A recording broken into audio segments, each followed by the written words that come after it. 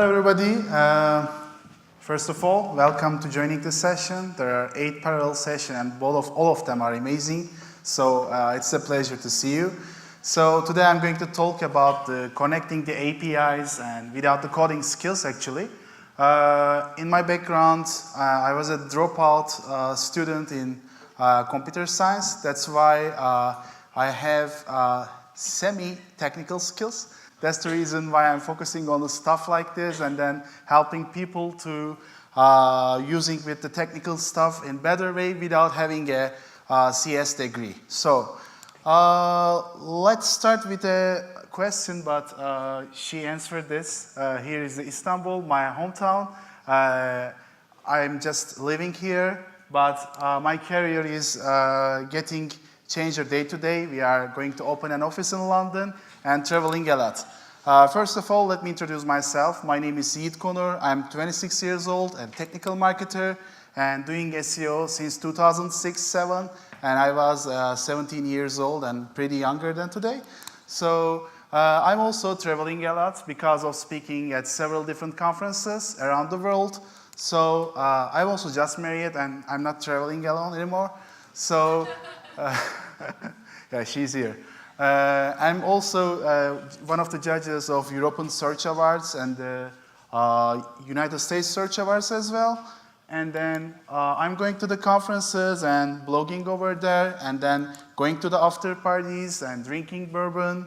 And then the most favorite part of my career is our agency, SEO agency. I'm the founder over there, and we came here with 8 different people. And here is a picture of our amazing team. And then we also get awarded on the last Middle East North Africa Search Awards and recognized as the largest SEO agency of the region. Yeah, the ads are over, so let's talk about the stuff we are going to see today.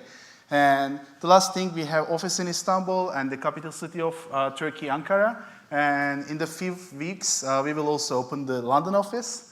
So here is our amazing team, and there was a video, but it's just not working for some reason. So yeah, let's get work. So here is a complex situation, the APIs, dashboard, JSON files, XML files. So I will simplify everything in just one story. So here is a story we have faced before. So this story is related with dashboards, and if you have dashboards, you will not fail in the situations like this. And we were working with one of the largest retailers of Europe and based in Turkey, and for sure I cannot share the name of the client. And then SEO was one of the top priorities for this client, and they are paying attention to their organic traffic, and they are even tracking every stuff in hourly organic traffic charts, etc. And their team were really professional, and we were doing great at this campaign. All KPIs are satisfied, and then they love us. And then one day we get a call from CMO, and then, you know, in agency business, and if one CXO, the C-level, calls you for a reason, it means that it's not a great news for you. So after that, we have seen that there was a problem with the organic traffic. So we need to fix this stuff, and it's like the 14% of the drop on the organic traffics, and they are still trying to investigate the problem. So at this time, they did not have any dashboards and the created situation, just the web analytics tool. And their web analytics tool is not powerful enough to give exact insights to them. So they need to understand all the stuff by checking lots of different metrics. So what we did in here is understanding the problem firstly. And let's trace the problem together. There is a huge drop in organic traffic, like 40%. It's a big problem, millions of traffic, and 40% of the drop means that millions of dollars actually. So when we check the data, actually in the page specific data, there is no evidence on the drop on the page types like the products and the categories, and there is no exact case on this situation. And then we talked with the IT team because most of the situations like this are instant drops, and IT can be guilty. So we talked with them, and then they are not accepting any responsibility, and they said that we changed nothing and it's not related with us. like a usual IT.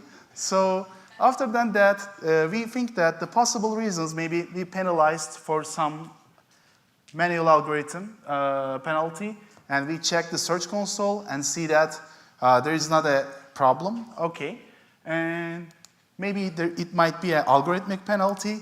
And the second one is the backend team maybe create some problems and the 404 problems and maybe the server error problems, but there is not something like this. And we also talk with the front-end team. Are there any content is getting removed because of the change, or you change your framework or some kind of a major stuff? Nothing. And the last one is the data center actually. And we talk with them because in some cases we have seen that they are blocking the Google IPs. That's the reason maybe the huge organic drop in here. And they say that it's not related with us. So there is still infinite more reason to review and have a look. But there is a problem in here because the clients don't know their data. They have expensive web analytics solutions. They think that they know their numbers, but they have no clue about what's going on the website. So as an agency, we have to help them, and we need to help them. So that's why we offer to creating new dashboards to these clients. So after that, we continue to trace the problem. So, and then saying that we are always analyzing the data by URL perspective and understanding whether it's a category or the page or something like this. And after that, we think that maybe we can analyze the situation by breadcrumbs. And actually, the main structure of the website and analyzing that, and then understanding category and the product traffics like this. Example, and they have a home page, and then fashion, and then clothes, maybe the men's clothes, and then we want to see that the product and the category traffic separately. And after that, maybe we can understand that the problem is related with specific categories, product pages maybe. So we have make some magic in here, and then that get some numbers. And the delta means that the difference between the last week, last month, last year.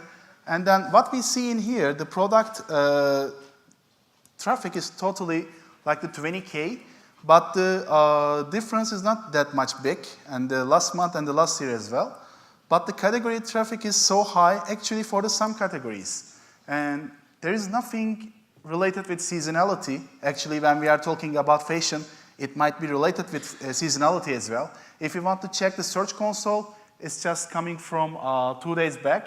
So it's also another problem. And also there is a great presentation today after me. And then what we need to do, and after that we check the situation and ask last question, maybe it's the link juice problem, internal linking structure, or the category problem and the technical problem related with. And after then asking lots of questions, and we finally ask that, are there any robots.txt problems or any no index or no follow? And we crawled the site with the deep crawl and screaming crawl and trying to extract all the metas related with the indexing the pages. But after that, and hours of the research and hopelessness, we have seen that why not to check the Google Tag Manager?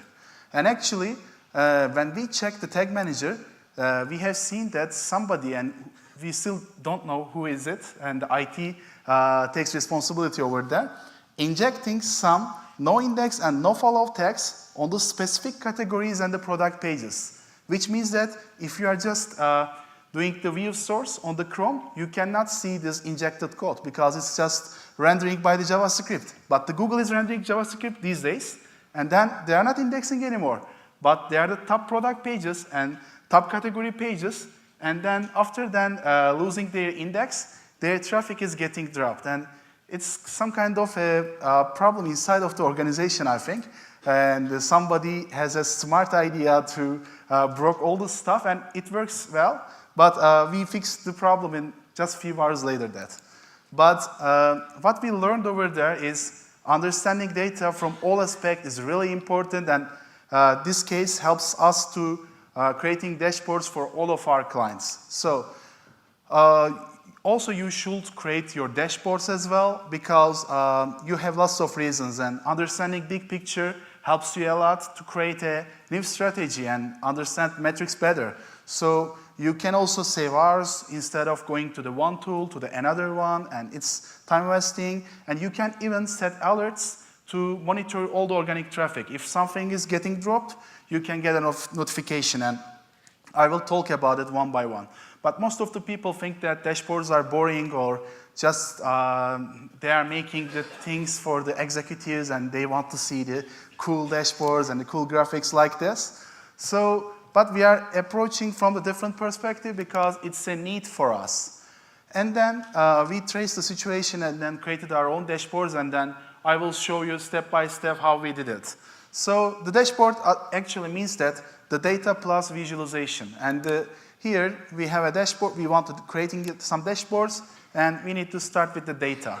So when it comes to the data, actually for the APIs, we need to understand that APIs and the JSON. This is so simple formats, and from non-technical marketer perspective, it looks like a bit complex, but I will talk with your language as well.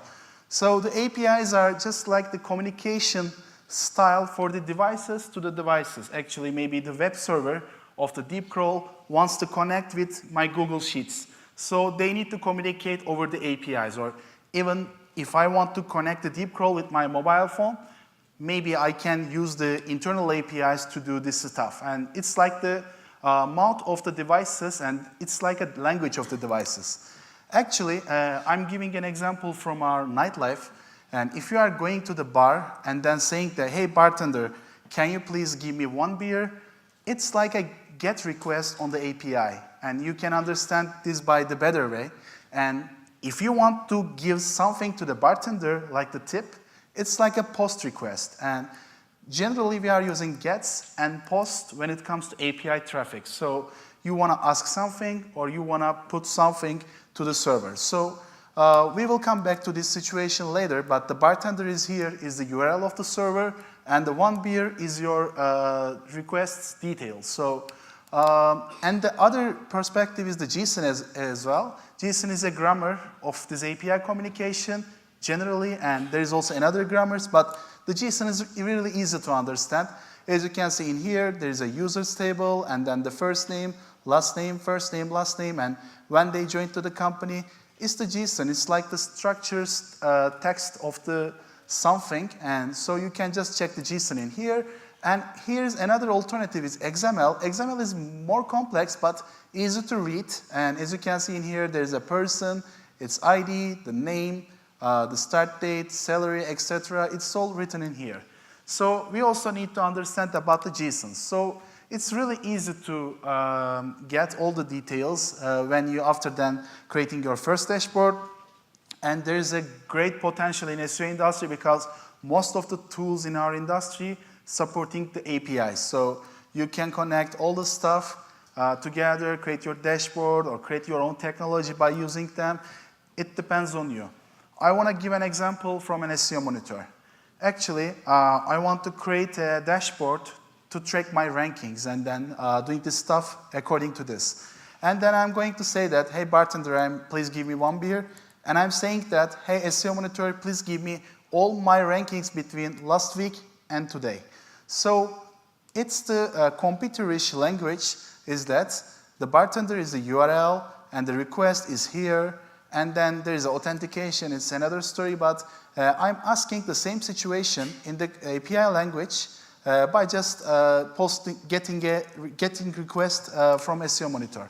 And after that, SEO Monitor answers me and then saying that, okay, Yigit, you asked me that all the related keywords between the specific dates, okay, I'm listing to you on the name of the Yigit Konur, you are listing for the position 2, and then the URL is here, and then search volume is here, and lots of data in here. And then I can use all the data according to my needs. And actually in here, I'm just asking requests for the ZEO's account and then getting all the keywords in here. So after that, it's so easy. You are just asking for the GET request, and it looks like easy to start, but in here, it's a little bit nerdy situation because most of the people are dealing all the stuff by writing a script in Python or PHP, etc. And you can even learn them on the online, but it's too much work and it's not only in your major actually. So maybe you don't want to spend time with it. Actually, at this time, you always have other options as well. And as you can see in here, and if you don't want to, if you couldn't find the input situation, so you can create alternatives for you. And we will not use any Python or the PHP scripts in here, but there is more visual solutions to this problem. And not like this solution, but there is a great two tools I want to show to you. The first one is KNIME, the second one is RapidMiner. These two tools are mainly created for text mining. You are just doing this stuff in just visual ways on their panel. So it's not like the terminal window, and you can fix this easily. And what I say to you is, if I want to ask a question to the SEO monitor, and I want to install the request module in Python, and then need to write this code, and then doing lots of stuff, and it's not that much easy. So instead of doing this, there is a much more easier way. It's not looks like easier, but I will explain one by one, which is called KNIME Workflow. And here is a screenshot from my KNIME.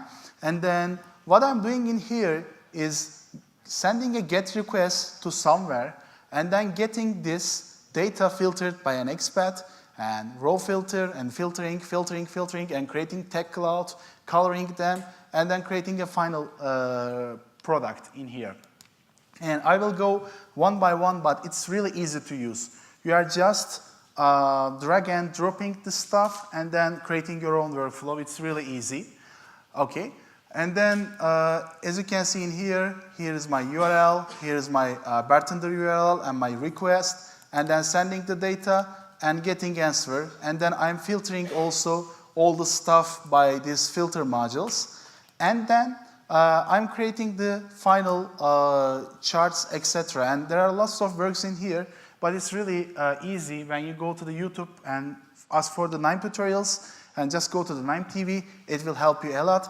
And then you can connect all the stuff together. And another alternative is RapidMiner. It's a bit tougher than KNIME, but you can still use it. So it's a data perspective. And let's go to the visualization perspective. And what we are doing in here is understanding making data more human-friendly. And as you know, it's an old verb, one picture worth more than 1,000 words. And it's also correct for the people, because humans are not talented as computers when it comes to process data. So what to do in here is understanding data visualization. When I say to the people, to the data visualization, the people always think something like this, but it's not that much complex, and I think that it's useless actually.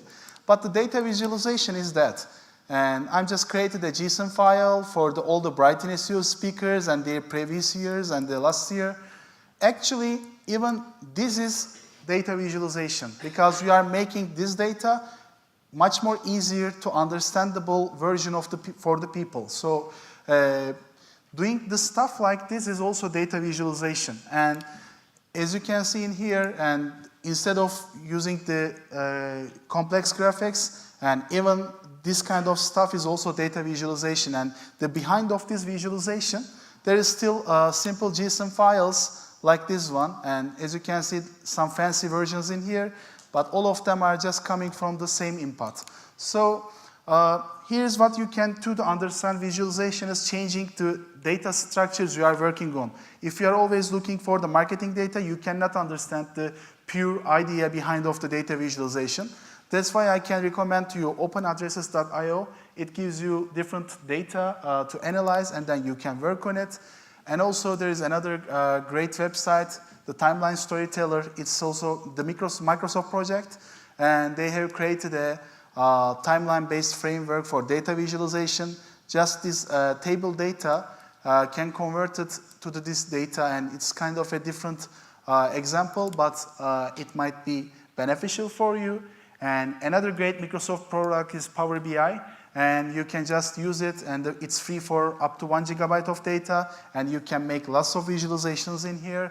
And then it has lots of connectors, and you can just use this on your own workflow. And another great tool is Supermetrics. And it's one of the best data visualization solutions, Google's Data Studio. A week ago, they published new connectors for the Data Studio. You might want to check it. Lots of tools in here. You can just connect by the supermetrics.com. So finally, it's just all related with making your raw data suitable for the input for your visualization tool. And it's that much easy, actually. And what we are doing in here is actually like this, getting the data, shaping the data, and putting in the visualization tool. And after that, you can do lots of connect different dashboards, and then making one big picture for each client. So another tool is dataviz.tools. There is a great website, and you can just check the stacks and then find the new tools.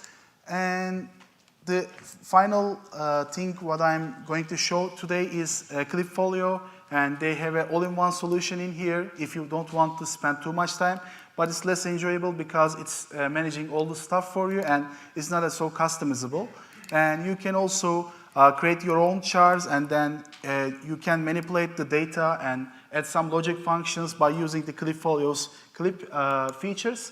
So what I can say to you is, in creating dashboard is like this, but you just need to start from the one point, and after then creating your one dashboard for one client, and it will come later for the other clients too. So I don't have enough time. There's a quick recap, but you can just reach all the stuff, my username, I will publish on the Twitter. Thank you for listening to me.